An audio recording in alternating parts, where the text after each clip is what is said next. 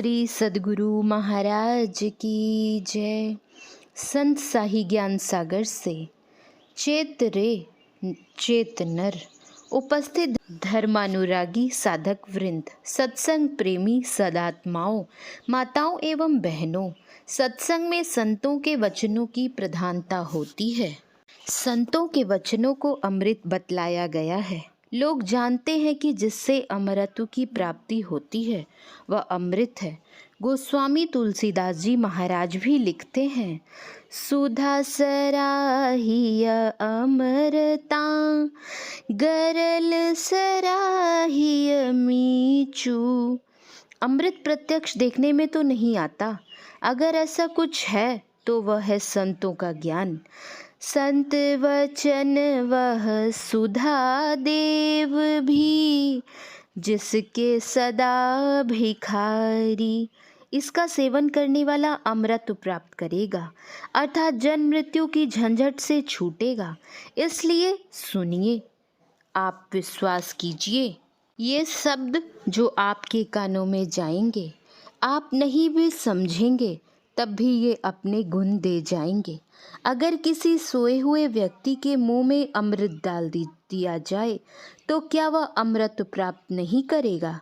यदि सुनते हैं और साथ साथ समझते भी हैं तब तो सोने में सुगंध वाली बात हो गई। सुनना किस लिए होता है? सुनना होता है करने के लिए और करना होता है पाने के लिए। क्या पाना है? इस संबंध में केनोपनिषद का एक मंत्र सत्संग योग में है, इह चेद वेदित सत्यमस्ति न चे ही दा वेदी महति विनष्टि। भूतेषु भूतेषु विचित्य धीरा प्रेत्यास्मा लोकाद मृदा भवन्ति। यदि इस जन्म में ब्रह्म को जान लिया तब तो ठीक है, और यदि इस जन्म में न जाना तब तो बड़ी भारी हानि है। बुद्धिमान लोग उसे समस्त प्राणियों में उपलब्ध करके इस लोक से जाकर मरकर अमर हो जाते हैं। तात्पर्य यह कि हम लोगों का जन्म बहुत बार हो चुका है। संसार में हम लोग कब से हैं कहना मुश्किल है। पढ़े भटकते हैं लाखों पंडित, हजारों दाना करोड़ों सयाने। जो खूब देखा तो यार आखिर खुदा की बात खुदा ही जाने। परमात्मा ही जाने कि संसार कब का है। संसार बनने के बाद ही देश काल बना है। परमात्मा देश काल से पहले का है। जब से हम लोग संसार में हैं, संसार की योनियों में चक्कर लगा रहे हैं। अनेक तरह की योनियों में चक्कर लगाते हुए आज हम लोग मानव शरीर में हैं। उपनिषदकार कहते हैं कि इसकी उपयोगिता जानो कि यह किस लिए मिला है। भगवान श्री राम ने भी अपनी प्रजा को उपदेश में कहा था, आकर 4,84,00,000 जोनि भ्रमत यह जीव अविनाशी।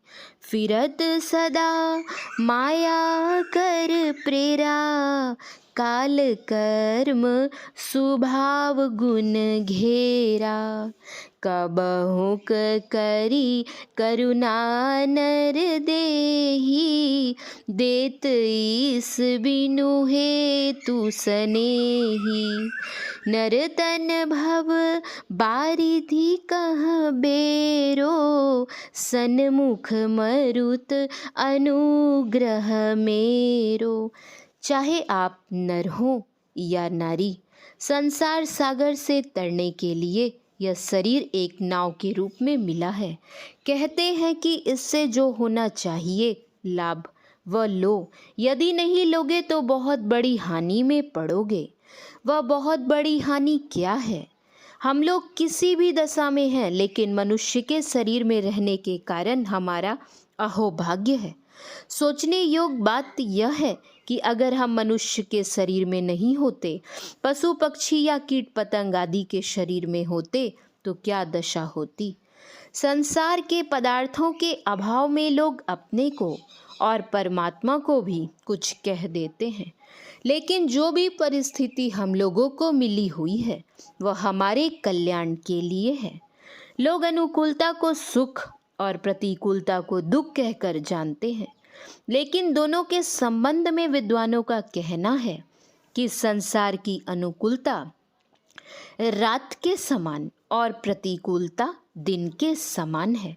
जिस तरह रात में लोग सोकर बेखबर हो जाते हैं और उनकी संपत्ति का हरण करने वाले लोग हरण कर लेते हैं, उसी तरह संसार की अनुकूलता और अहंता ममता में पड़कर जो बेखबर हो जाते हैं, काम क्रोध आदि विकार उनके भावी जीवन को लूट लेते हैं। जिस तरह प्रतिकूल परिस्थिति में लोग अनेक तरह के इल्म और विद्याएं सीखते हैं और तमाम तरह के उद्यम करते हैं, उसी प्रकार इस जीवन और बाद के जीवन को सुखी बनाने के लिए हम लोगों को शिष्टाचार, शुच्याचार और सदाचार का पालन करते हुए सत्संग और ध्यान करना चाहिए। मनुष्य शरीर प्राप्त करना हमारे लिए बड़े महत्व का है। महाभारत का एक प्रसंग है। किसी ब्राह्मण ने दरिद्रता से ऊबकर आत्महत्या करने का विचार कर लिया। वह चला गया जंगल और एक ऊंचे वृक्ष पर चढ़ गया। उसने गली में रस्सी लगाकर डाल में बांध दी और अब लटकने ही चाह रहा था कि सामने एक सियार आ गया। वह सियार नहीं था, बल्कि थे इंद्र। वे सियार के वेश में थे। धर्म ग्रंथों में इसी तरह से पशु पक्षी आदि की मिसाल देकर ज्ञान तत्व समझाया गया है। तो मनुष्य की भाषा में सियार बोला, ब्राह्मण तुम क्या करने जा रहे हो? वह समझ गया कि सियार नहीं है। यह सियार इस तरह नहीं बोल सकता। कहा, मैं गरीबी से तंग आ गया हूँ और अब मैंने आत्महत्या करने का विचार कर लिया है। सियार के वेश में इंद्र बोले, ऐसा हरगिज मत करो। मेरे शरीर की तरफ देखो, इसमें कांटे लगे हैं और घाव है। मैं इतना बेअख्तियार हूँ कि ना तो शरीर से कांटे निकाल सकता हूँ और ना घाव पर मरहम पट्टी ही कर सकता हूँ। तुम अपने इस शरीर को गंवाकर कहीं मेरे जैसे शरीर में आ गए तो सोचो तुम्हारी क्या दशा होगी। परमात्मा ने तुम्हारी तरह मुझे हाथ पैर दिए होते तब मैं भी ऐसा नहीं करता। कहने का तात्पर्य यह कि हम मनुष्य के शरीर में चाहे किसी भी दशा में क्यों नहीं है, हमारा अहो भाग्य है। परिस्थिति क्या है?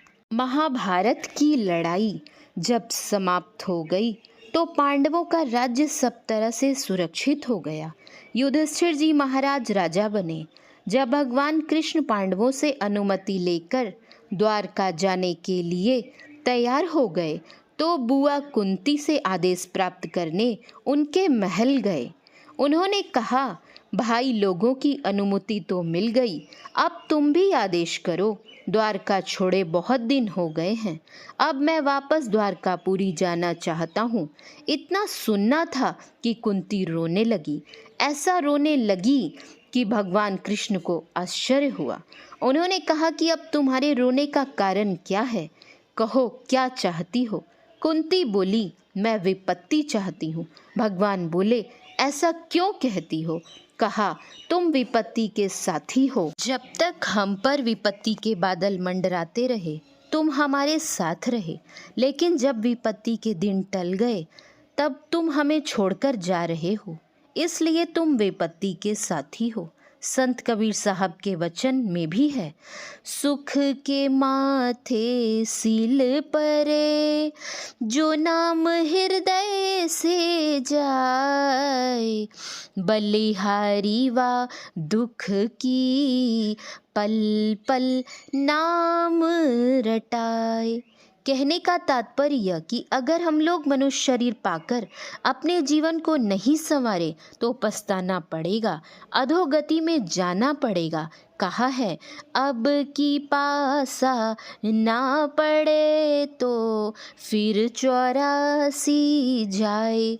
दुखों से छूटने के लिए ब्रह्म को जानो।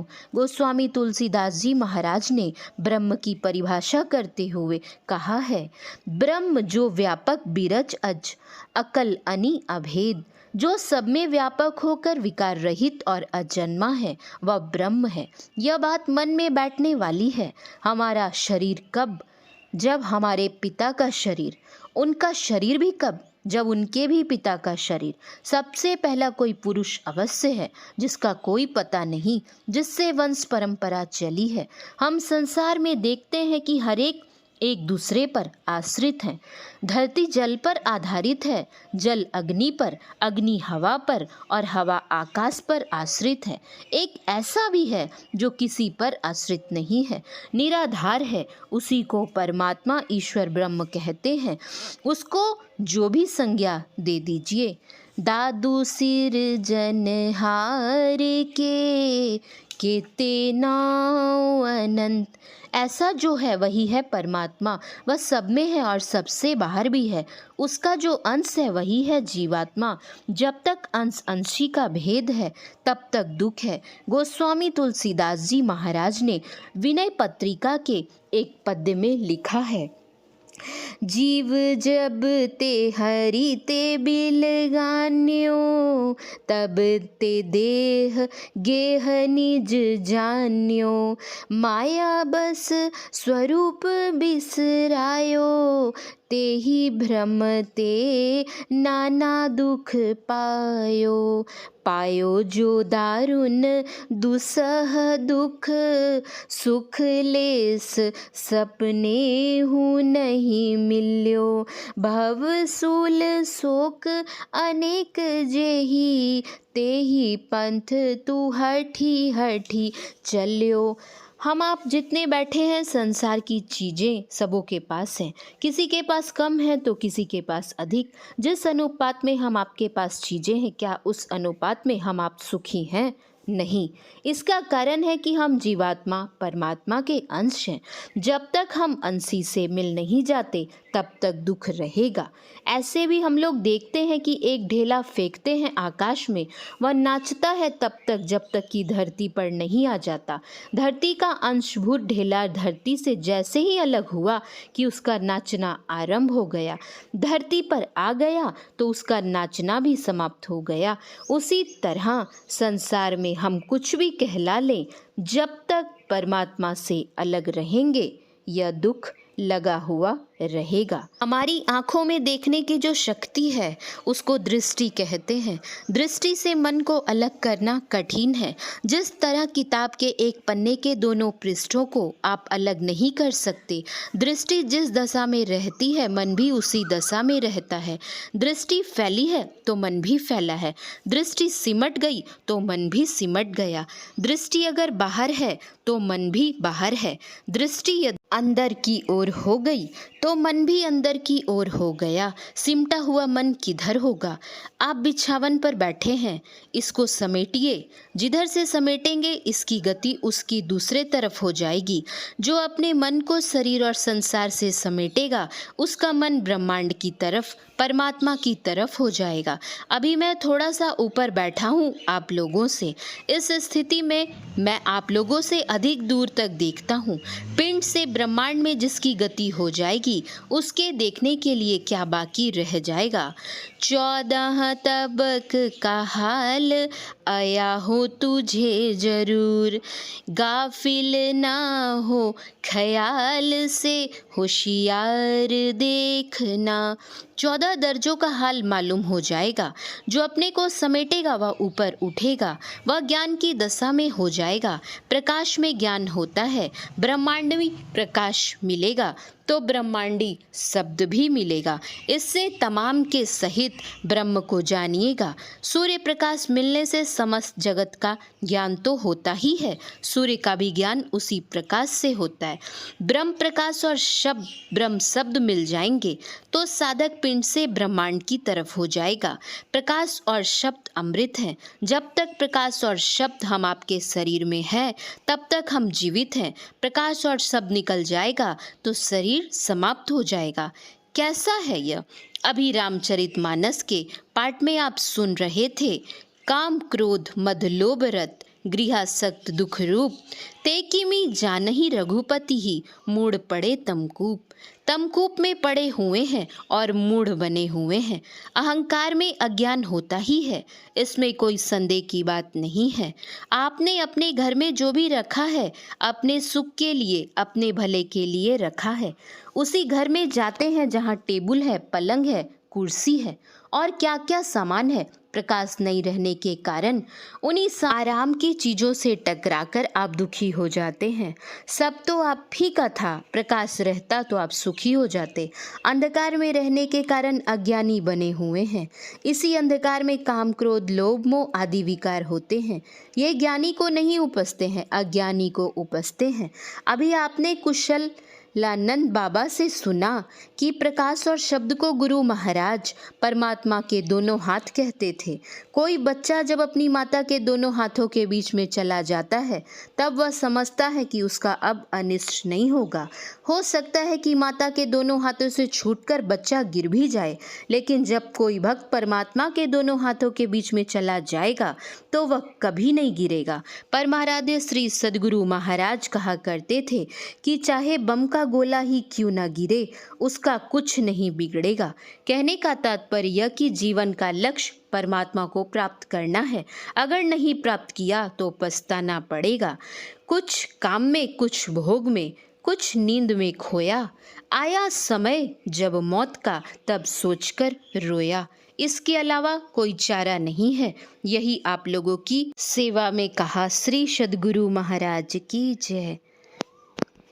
यह प्रवचन दिनांक 7/2/1998 ईस्वी को मास ध्यान साधना शिविर के अवसर पर महर्षि में ही धाम मनियारपुर जिला बांका में अपराह्नकालीन सत्संग में हुआ था। श्री सद्गुरु महाराज की जय। श्री सद्गुरु महाराज की जय।